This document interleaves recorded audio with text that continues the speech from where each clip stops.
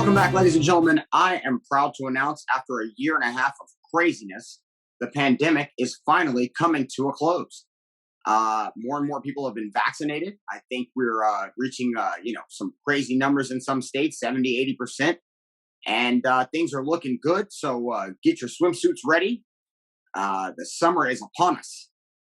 And I'm really excited to, just a second. I'm getting some breaking news here. It seems like the government has announced that they're aliens. Listen, I don't know about the rest of you, but I'm getting tired of people associating immigration with aliens. I just don't think it. Just okay. So the pandemic's over. And they're not talking about immigrants.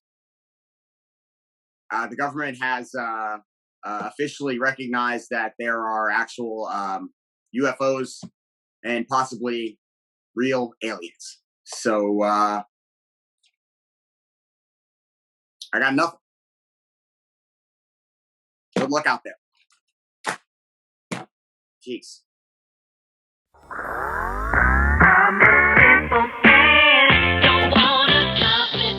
What's up, people? Welcome back to the BCMA podcast. That's the Black Clover Martial Arts podcast. It's your boy Lucky from Lucky's Muay Thai. This is episode number 41. And in this episode, we're going to talk no headgear in Florida for the amateurs. Finally. We'll also talk about all this fighting going on. I mean, everybody's fighting. What does it mean? But before that, if you like the show, tap the like, hit the subscribe button, tell a friend. If you want to stop by the gym and you live in the Miami area or you're in town visiting, hit us up at www.luckysmt.com. Let us get you set up for a free trial or at least to book you a couple of days if you're in town to come by for some good training. The gym has grown exponentially. We're super proud of it. We're super proud of our members as well. Everybody's been holding it down and we love it. We'd love to have you stop by and check it out. So, again, if you're in the Miami area or you're in town, you want to check it out, have a few good days of training, hit us up at www.luckysmt.com or drop me a line directly at Lucky's Muay Thai on Instagram, and we will get you set up. Peace. All right, so let's talk about no headgear for the amateurs in the state of Florida. Finally.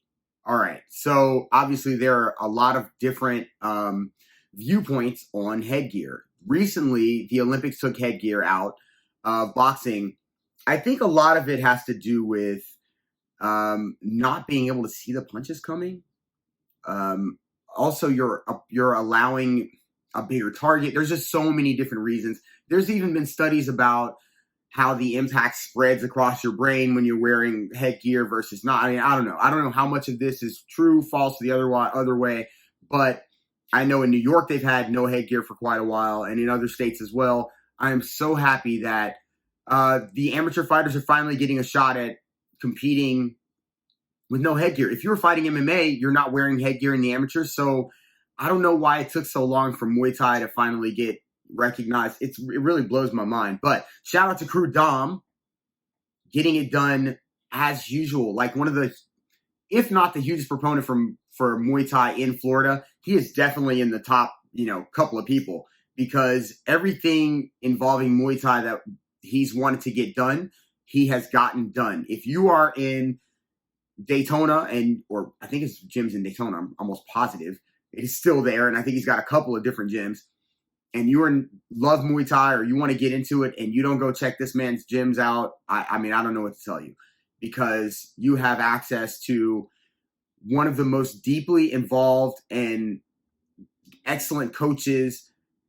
He literally does everything from sanctioning events to, setting up people for judging, all these different things, along with coaching, owning his own gyms. I also think he became a cop. He does firearms training, man. This dude does everything. But for the Muay Thai family here in Florida, just so much love goes out to Crew Dominic of Elite Muay Thai and every other thing for always looking out for the best interest of Muay Thai in Florida. So for that, we thank you. Kap Kap. Thank you so much, man. You're the best. Onward.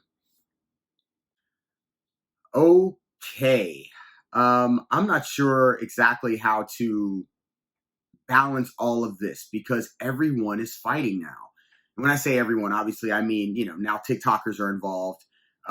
We've had celebrities involved before. This is not a new thing. Um, Logan versus Floyd and Jake versus Tyron and MMA versus boxing and Lamar Odom versus Aaron, what's his name? And everyone's fighting.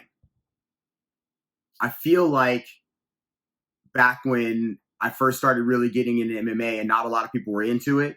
And there were so many people running around first with tap out shirts. Shout out to Mask and, the tap out crew. Because they were really into MMA. They were going to show to show, selling their tap out brand. I mean, eventually they sold the company. Obviously we know, what happened with Mask and so forth, but I feel like, and during Affliction time too, everybody was wearing these Affliction shirts with all this rhinestones and diamonds and God knows what, because they associated themselves with the UFC or MMA in some form or fashion. I wrote a blog about it back then too, and everyone is not a fighter. I mean, they say for boxing, these fights, these circus fights that Triller's putting on or whatever the case may be, it's good for boxing. I've heard everybody from Mike Tyson to whoever say this. And listen, man, you would know better than I. I just don't know if all of these TikTokers that are like, I got to see Logan fight Floyd or Jake fight Tyron are going to be like, I got to go pay $50, $60 for a pay-per-view to watch Tyson Fury versus Deontay Wilder. I don't know if that really translates. I know it's good and, you're putting boxing in the spotlight because so far I've seen that a lot of the boxing fights on these otherwise, non-boxer cards are being a little overshadowed by the circus. I don't know, how, like I said, how to balance. It's entertainment. It is. But where does the martial arts stuff lie in this? Or even the honor in boxing, like where there's always going to be animosity. There's always going to be people talking shit. There's always going to be circus fights. These things are part of the culture. They have been forever. You can go back and watch some pride fights from back in the day. You can watch, Muhammad Ali fighting, I can't remember the wrestler's name, but these are part of the culture of fighting. You're going to have circus fights in different cultures in different ways. And you're going to have, it's funny because I think Dana White always talks about, they're not making this much money and they're not that and they're not this. And, I'm over here interested in real fighters and whatever the case may be. But they allowed plenty of circus activities to go on within their organization by their stars. So I would offer that I'm not sure MMA should be called mixed martial arts anymore. They should probably just call it fighting. Because there aren't many true, I don't say many, martial arts, at least some of the tenets of martial arts have been sort of swept to the side. A lot of it's been done that way because of money. Money is what promoters want. They put asses in seats. They need fighters to do different things, put asses in seats so they can make money, so they can offer their fighters a little bit more money. If you make a fool of yourself, and you get people watching you, we're going to make money. I'll give you a little bit more of that money that we make. So does that, in fact, make a real traditional martial artist now have to come out of his skin and be somebody else in order to get views and in order to get money, get higher paychecks, bigger fights? I don't know. But I wonder, it was George St. Pierre sort of the last of the Mohicans. I know there are other martial artists that are just, pretty traditional in the way they carry themselves and that thing. In MMA, I'm not knocking that. There are definitely people there.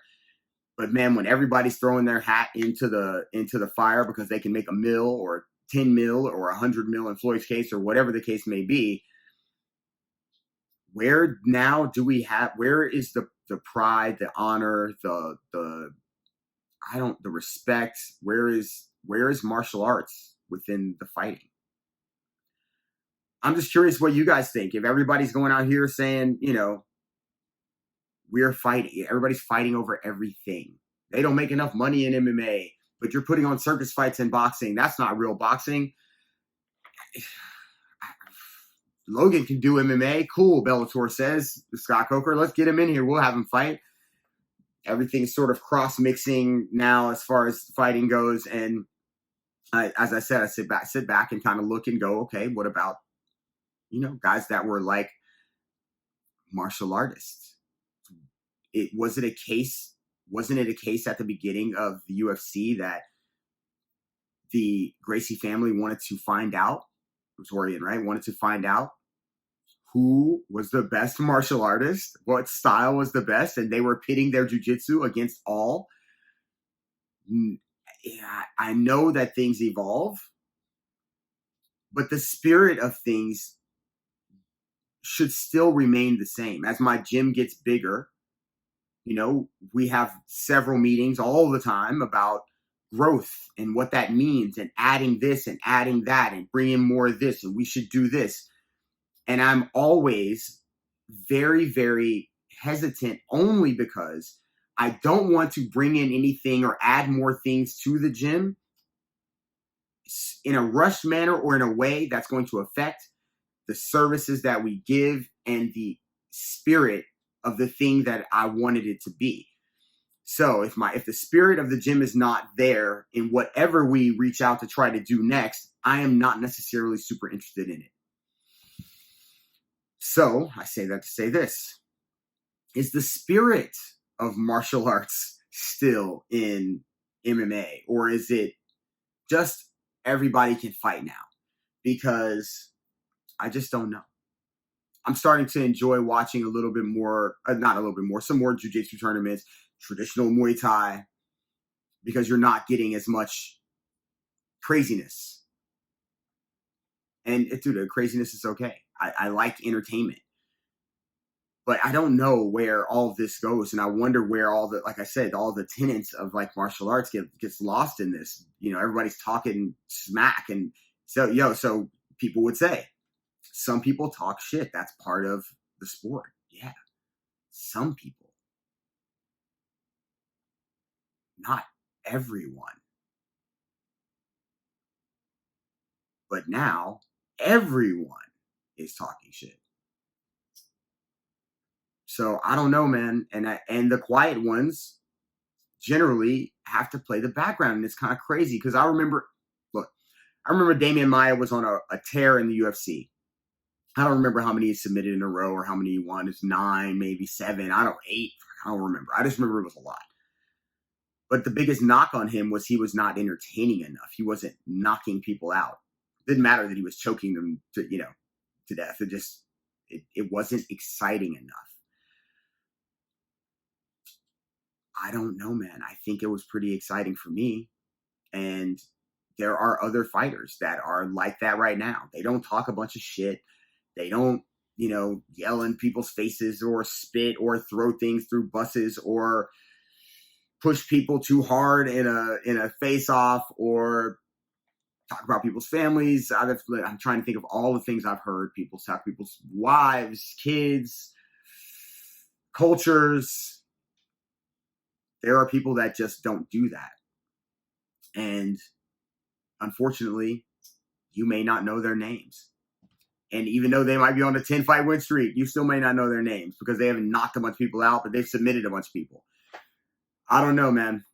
And I use that because there aren't as many, let's say, Taekwondo fighters, karate fighters in MMA that I can say, there aren't so many that I can actually be like, yeah, those guys aren't talking shit. But there are a lot of jiu-jitsu players where, there is still some heavy spirit in jiu-jitsu that won't let go, that is, heavy into, honor and all that stuff. It's not to say we don't have craziness in jiu-jitsu as well, but man, the stuff I'm seeing now, I don't know.